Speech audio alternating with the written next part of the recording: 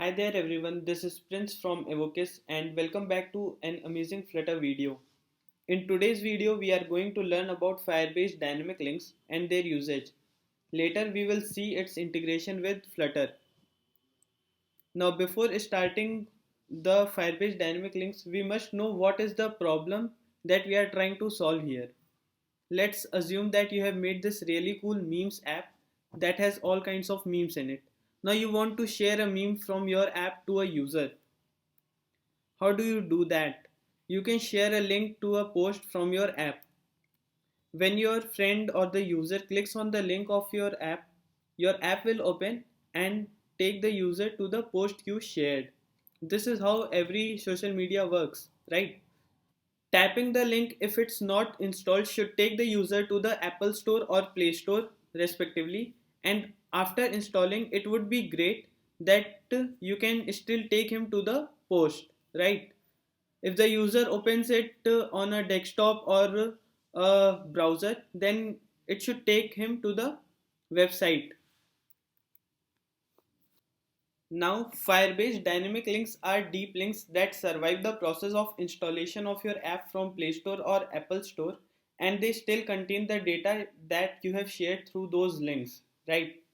So, let's get started with creating our Firebase project and setting up the dynamic link. So for that you will have to go to your Firebase console and create a new Firebase project. I have already created one, and inside the Firebase project you will first go and create a you can add app and create an Android app here. So I have already created one app.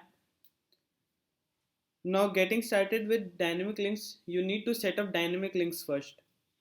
For that you can go to the grow section and then the dynamic link section and click on get started. You can provide a domain or you can just use whatever Google is providing you.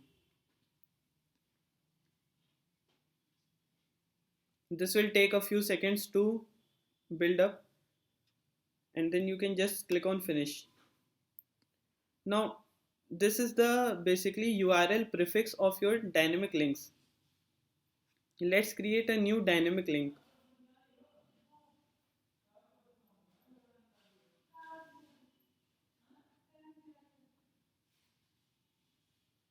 So this is basically a short URL link, and then clicking on next you have to give a valid URL. Now this will be the URL where you want to handle all those things inside your app.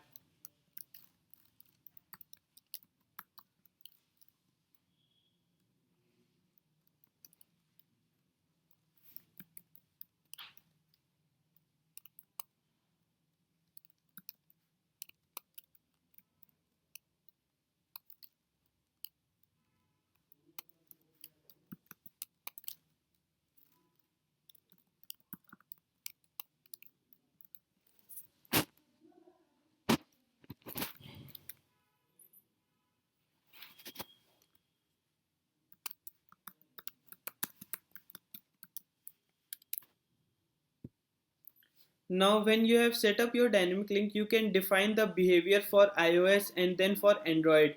Now for iOS we will just keep it in a browser because we are not doing iOS setup right now. And for Android we will open deep link in our Android app, and here you can select your Android app that you have created in the previous step from here.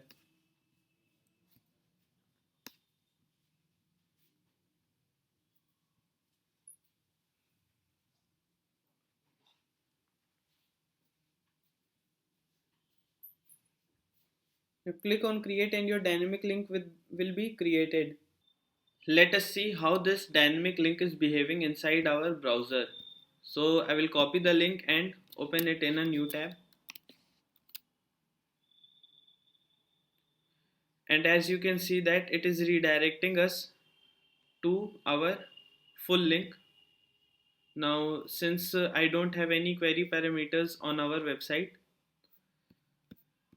it is taking us to our home page. Okay. Now in order to make dynamic links work in your Android app, you need to add signing certificate to your app. So you can go to the app that you have created and click on settings. Now here you have to add Sha certificate fingerprints, right? So for adding this you need to create a key store file. So let's just go to our terminal and here navigate to your project folder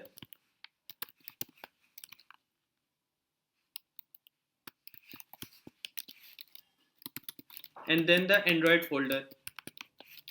Now here you will have to type a command using keytool utility. Now keytool utility comes inbuilt with Java, so it must be available on all the platforms.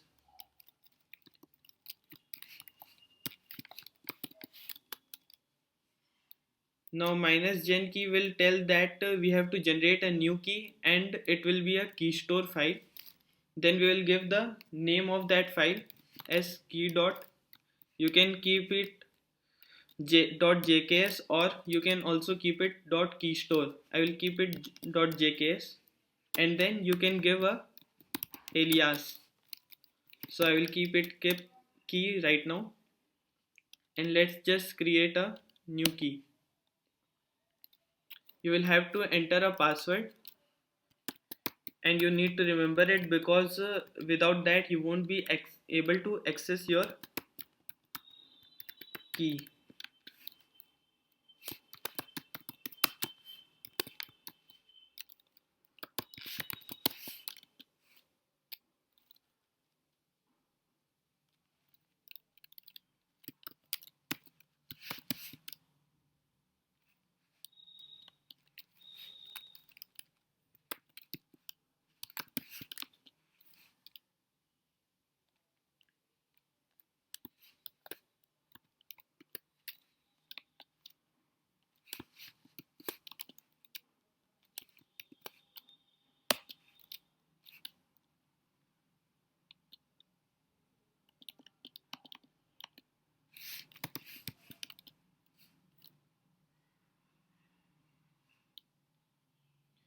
Now you have to enter a key password for the key. Okay, so this is the key store password and this is a key password. These two passwords are two different things, so you can either keep it same or keep it different. I will keep it same. Now the jks file is created and you can see it here, so it is present here. Now we don't want this jks file to commit to our git repository, so I will just add it inside git ignore.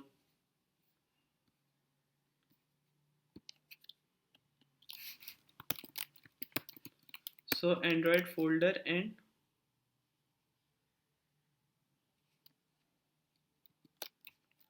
.jks, or I can just write .jks, so it will just ignore the jks file. Similarly, now this will not commit it to our github repository. Now let's add this key to our build. Now inside your app level build.gradle file, you need to access the properties of this key. So for that you have to create a properties file first. So I will just add a file here and I will name it key.properties.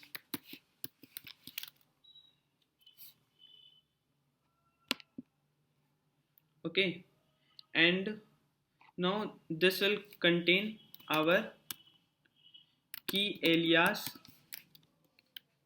that will be equal to key, and then it will contain our key password. So this will be the password that you have entered while creating the key. So I will enter it and then you will have to give the file path. So store file, that will be key.jks. Now because this is just inside our root folder, so it will access it directly. And you have to also give store password. Now both my password were same, so I will just copy paste it.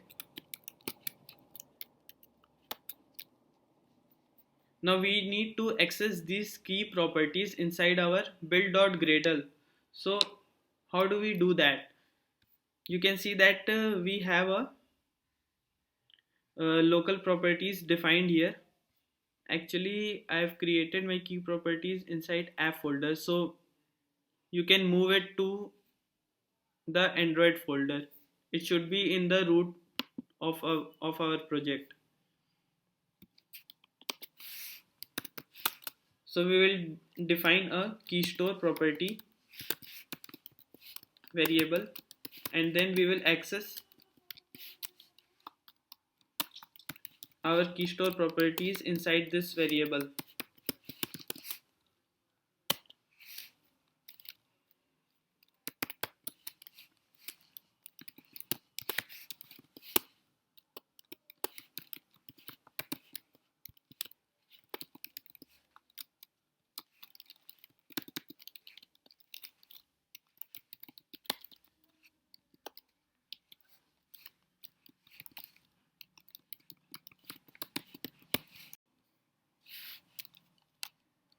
Now we will access our key store properties file and move all the properties to this variable.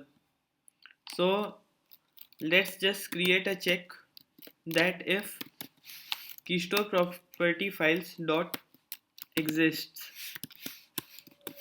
So this will check if the file exists or not. Then we will say that we'll just load the file inside the keystore properties variable. So this is done. Now our keystore properties variable will store all the properties of this file like key alias, key password, store file and store password.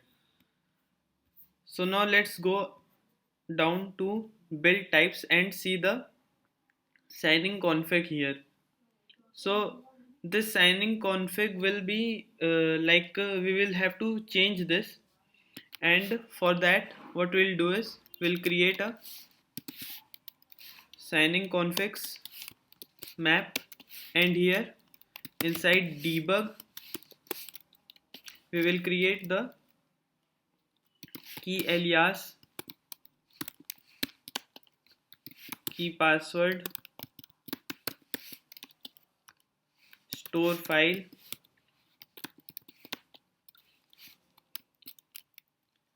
and store password. Now we will assign these values from the keystore properties that we have just declared. So it will be keystore properties, and then we will access the key alias.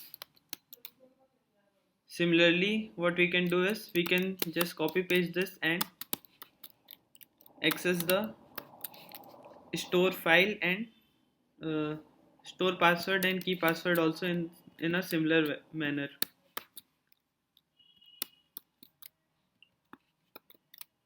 Now for store file we need to extract the file, so we'll just check that if keystore properties slash store file is not null, then we will use a ternary operator here. So from here we will just get the file, and that will be the path that we get from here, otherwise it will return null. Now we'll similarly copy this signing config to our release app also. We can change this for different builds, and here I will use release. Now we are all set to go. all we have to do is we have to add the Sha certificate fingerprints here. Now for that you have to go to the terminal and there go inside the Android folder of your project and then write this command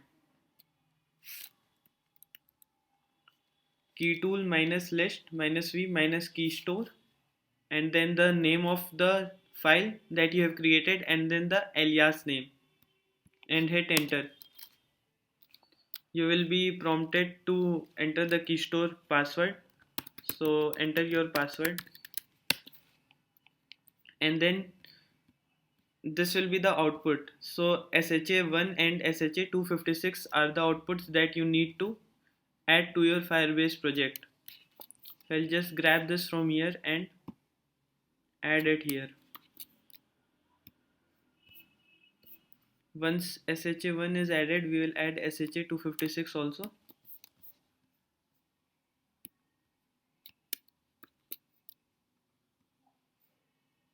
And when all this is added, we need to download the Google services.json file and add it to our Android folder.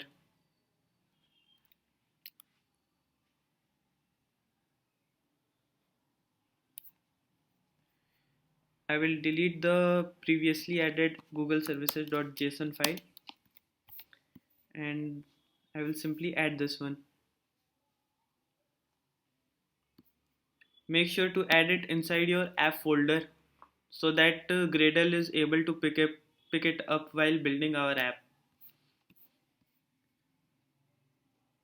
So cool, this should be working now. Let's kill the app and restart it. Once the app is reinstalled, we can go ahead and test our dynamic links.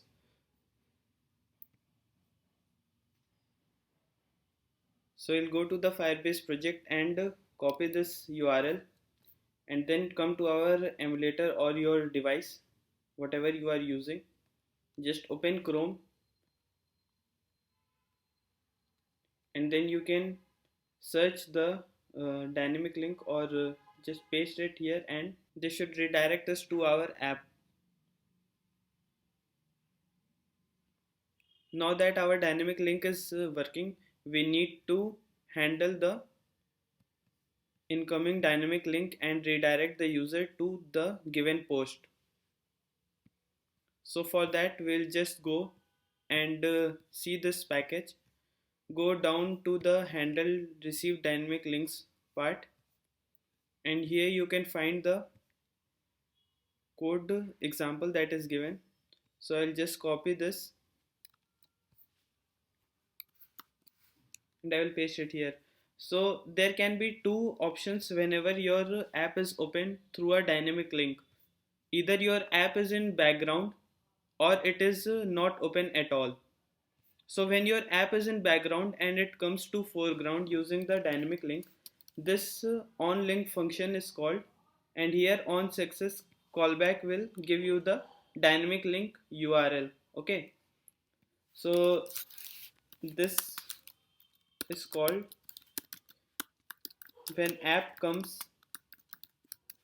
from background. And similarly, if your app is not open, it is killed and then the dynamic link is used to open the app, this initial link will be called.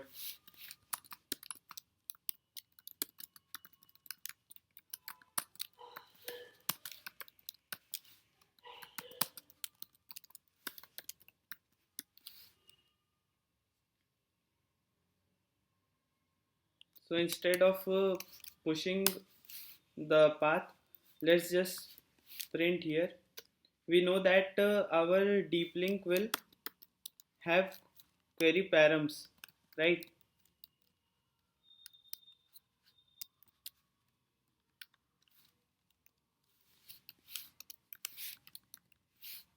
So let's just print it.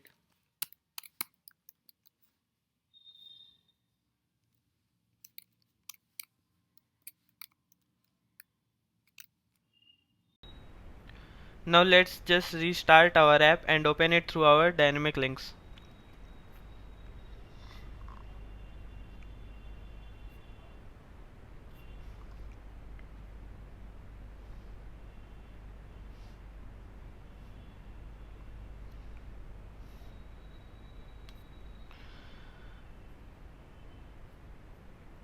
as you can see that our query params is being logged in as a map. So now what we have to do is we have to redirect the user to the post page, right?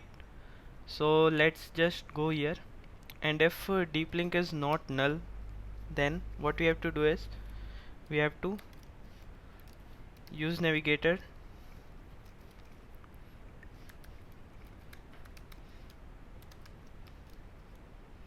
and route will be /post, and in the arguments we will pass deep link dot query parameters and then the key title. Similarly, we will copy this and paste it here also, so that once our app is killed and opened from a dynamic link, it should redirect the user to the given post. Let's restart our app and check if dynamic links is working or not. So our app is restarted now, and once again I will click on this link, and you can see that we are getting redirected to the app, but we are not getting redirected to the post. So feel free to pause this video and check what we are doing wrong here.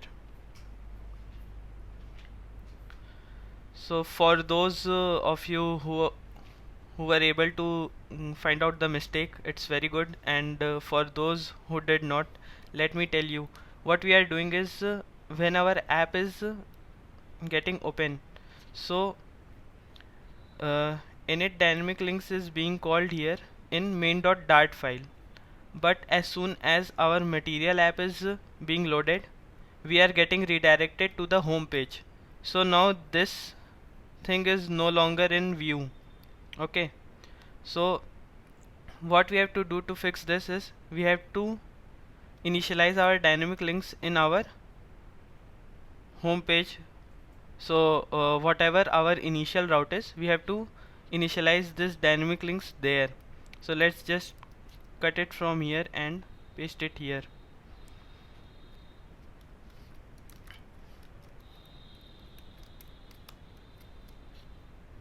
And I will copy all this method here also.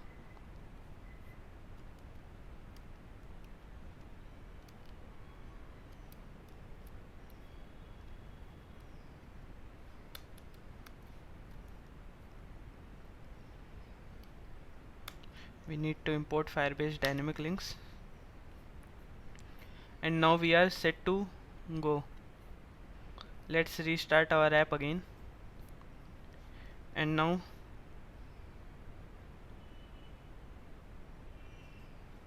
I will again click on this link, and this time we will be redirected to the post. So see, we are redirected to the post, and it says this is from dynamic link. This is the title that we have set it here. So this is it for dynamic links, and for testing the part of dynamic link that when the app is killed and it is not in running in background, you will have to download the APK, build the APK, and then you can test it. So that's it for dynamic links. If you have any doubts, let me know in the comment section. If you like the way of our teaching, then do not forget to subscribe our channel, and very soon we are coming up with two major courses. One will be a full-fledged course on Django REST framework, and another will be a full-fledged course on Flutter. Starting right from the basics of Flutter, and knowing what this widget is, and how these things work behind the scenes. So don't forget to subscribe and press the bell icon.